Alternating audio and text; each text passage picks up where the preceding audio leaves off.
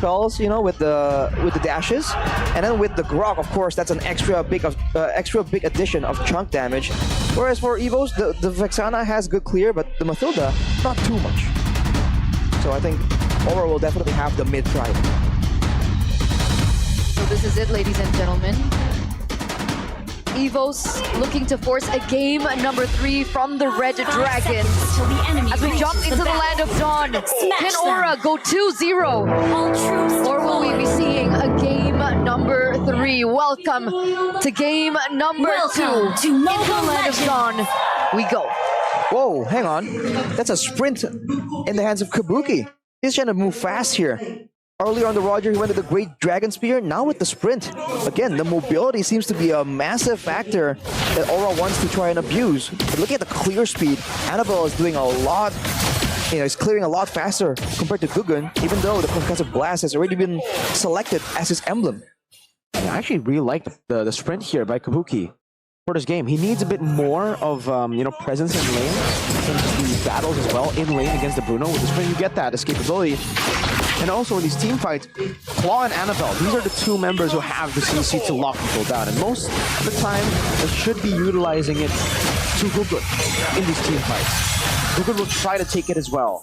So, yeah, I like the choice by Kabuki, but it can also be bad if, you know, obviously evos actually target him down. But it's also going to be great if Fluffy tries to run him down, right? He can have more ways to get out, but look at this potential dive, the brands!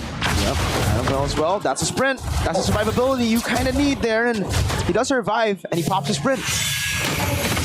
Sprinting out of danger right there. In the mid lane, it's somewhat the same. Everyone's just going to be active around the map.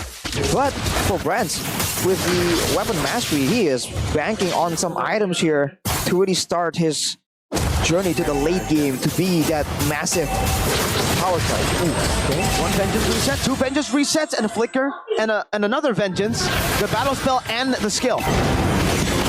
Again, it's a very interesting matchup in the E.X.P lane. And I always like to remind you guys that Fluffy used to be in Aura. Around basically replaced him in a way. But now, mutual objective contest. Yeah, we're not level 4 just yet. Pops into Power Nature right in front of Annabelle. That's his welcome. Annabelle rips it out. Guggen miscalculated. Finds Yaoi the wild charge onto Annabelle. Guggen backs away. No members lost, just a turtle. Wow, that was unfortunate for Guggen, man. When you're that good, just the slightest margin of error means that you don't get it. That's the price of being that precise and that good. But oh, Blazing Duet. Oh, Brands, what? He jumps into the turret with a slight tackle. He wanted to stun. He did get the stun, but oh no. Oh, that's rough for Brands in that gold lane. Seeing as he's on a Bruno who would want to get that power spike a lot earlier than Kabuki on the Claude. But back to that neutral objective contest, Annabelle is 2 levels ahead of Guggen. Now shrunk to 1, but earlier on it was 2. Guggen was level 4. So maybe that is why Annabelle had a little bit more to say, and that's quite peculiar. What's going on with Guggen? Why is he falling behind? It's just the Barad's clear speed that we've always hyped up. Especially, again, even with the Concussive Blast, you can't really match it. You can get kind of close, but you can't really win out. He was able to secure the Litho as well earlier. That plays a factor as well. And Yaoi, he's always been a clear component in Guggen being able to get a lot more space in stunning or maybe crowd controlling the opponent's junglers. So Annabelle there generally can just focus on the retribution because he does have the Daytime's Welcome, but Yaoi also wasn't level 4. So the space was lacking here. Brands picks up an item. Will that affect his laning phase? But wait a minute, Annabelle looks for a pick onto Kabuki. Might be able to get it, not now. Kabuki jumps back in to the battle mirror image he placed down, and I think for evos they wanted to get some turret gold there. Shots by Bruno. Good deny from Aura. Seems like for evos, they're really reluctant to try and go in for a big dive for now. They don't really have the tools to really go for a massive amount of burst damage. And they just worry that they'll overcommit and go in too deep when the turtle is up. So now it's back to the turtle contest. Wall charge. Wall charge flicker, and Kabuki just jumps in on the Brands right now. Onto Brands, he goes with the guiding wind as well. The Deathless Welcome used up by Annabelle onto the Fredrin, and that's going to be still around with a double kill in the back. And Google securing it, a Brazer's Rat. A big bonk down onto Annabelle. Around with a stun, around with a triple, around looking for the we see resets on the vengeance. Oh my goodness, it's a wipeout. In the 5th minute of the game, ladies and gentlemen, that fire has been reignited for Aura. What? Triple kill. Did you see what Arano was able to do in the backside? Yes, he was just demolishing the whole backside. With Kabuki, of course, and Yaoi, that was a whole team effort. And you talk about decisive. That's what you can expect to see. When you win, it's one-sided, direct. When you lose, it's also a full-on wipeout at 5 minutes in the game. Now Aura have definitely secured the momentum and the control. 4,000 gold lead now for the Red Dragons. But the White Tigers are still looking for opportunities on the map. How is Brands looking in terms of his items as we get a little peek into their head-to-head actually? Funny enough, these stats don't really seem too far from each other. Average KDA, Kabuki wins by 0.1. I mean, I guess it still counts. Average DP, gold per minute as well. An extra 10 to 20 for Kabuki. But for the most part, they've always been solid. It's just in the hero pool, but ooh, look at this. Turn down now, Aran, so able to get those resets down. The final splash as well, Aran! Now with the help of Good resetting over to Annabelle. How many times will he be knocked up? How many times will he get the vengeance? Holy! Another win, well turned! And the blazing duet, Kabuki, Aura, everyone is popping up. Fluffy wall down, barrier. You're stuck in here with the dragons. Aura woke up and chose violence today. What are these performances from all the members today? Aran, as slippery as can be in a 1v2 situation, still survives, buys enough time for Gugun to make it out. In the backline, meanwhile, Yaoi and Kabuki are doing work.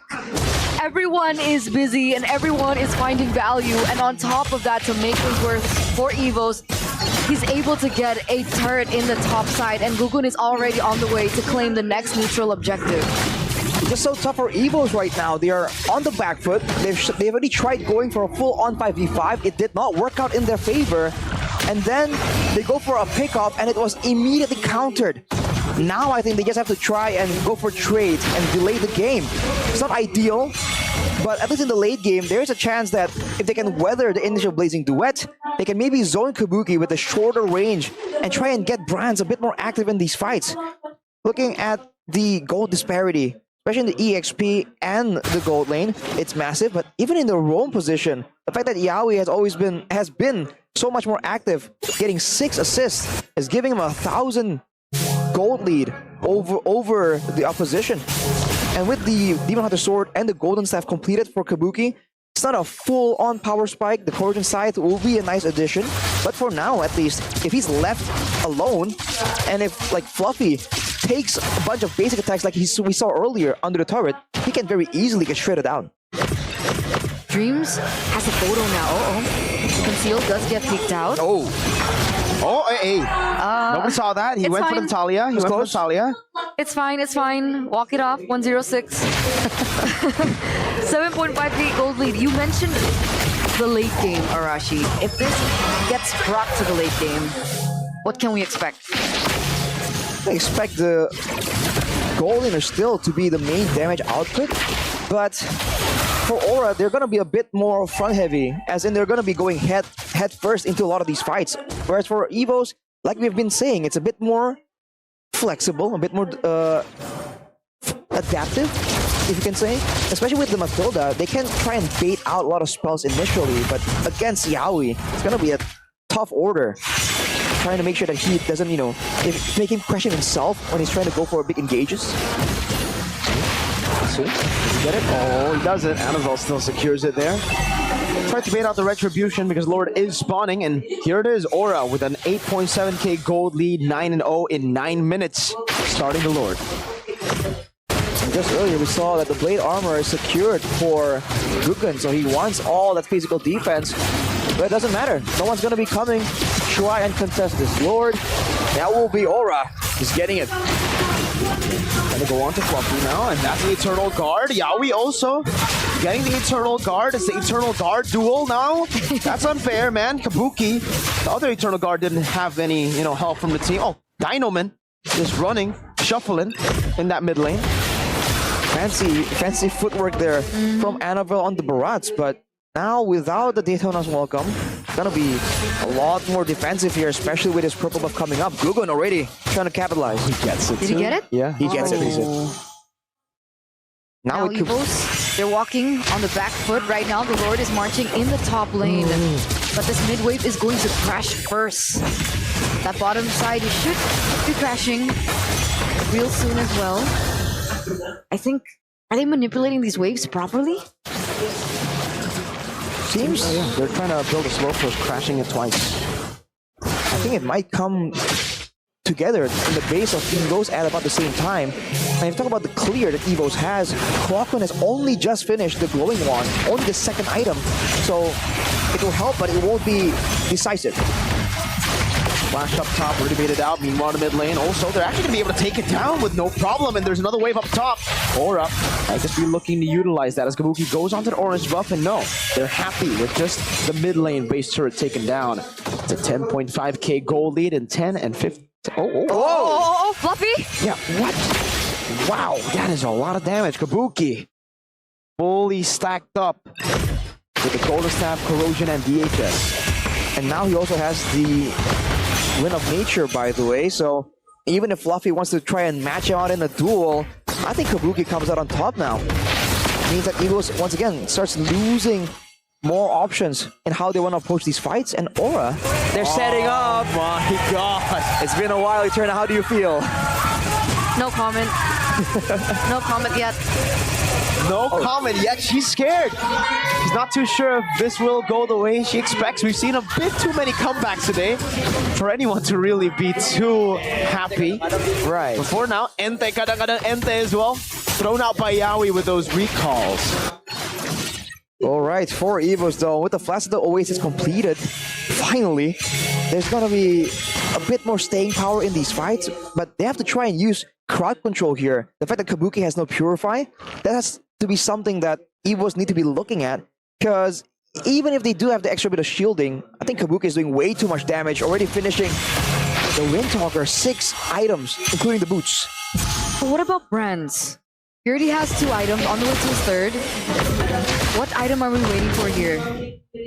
Probably the Malefic, maybe, to try and make sure that the frontliners, especially Gugun with like a blade armor, can actually be threatened by the basic attacks coming in. Because otherwise, especially for these very mobile fighters for the side of Aura, they can just keep moving in and out. Kabuki shredding the Lord. Yep. That's a full item Claude for you. That's what it does. Wow, okay, so that's a free Lord for Aura, and so once Brands gets the Malefic, is that a moment where Aura needs to be aware of? Aware of. Oh, even then. Do you think it's enough? Oh, there you go, Malefic Roar. All right, I don't think it's enough. He'll have damage, but there's a lot of tankiness still, a lot of HP for the side of Aura. Annabelle trying to hold down from that Lord. Kabuki up top, besieging it down as a wave in the bottom lane. It's still very, very slowly building up for Aura. Annabelle can be final slash into the midst of it all. Kabuki just shredding him down as Annabelle will fall to Around with vengeance. Now Around going in for the vengeance stacks again, and the Brazer's wrath onto the back as he gets terrified, but a wave in the bottom lane comes crashing down. Kabuki! Blazing to win it! Yes, skill! Oh my lord! Fluffy now with the vengeance still able to survive, and Around is an absolute assassin. Still good peel by Clockman. As now they go for Fluffy, gets bursted down like it's nothing. Kabuki still alive, has the immortality, now gets bursted down as well. But the immortality is the only thing that gets popped. Aura fly high once again, they burn. The chances of evos to make it to the playoffs with this match. The Red Dragons, with their wings clipped by the Red Robots, yesterday have come back and found their fire. The fire that was missing, the fire that faltered. Because they say the higher you get, the heavier the wind blows. And for a second there, we thought that it was completely gone. But Aura have chosen otherwise, have proven otherwise.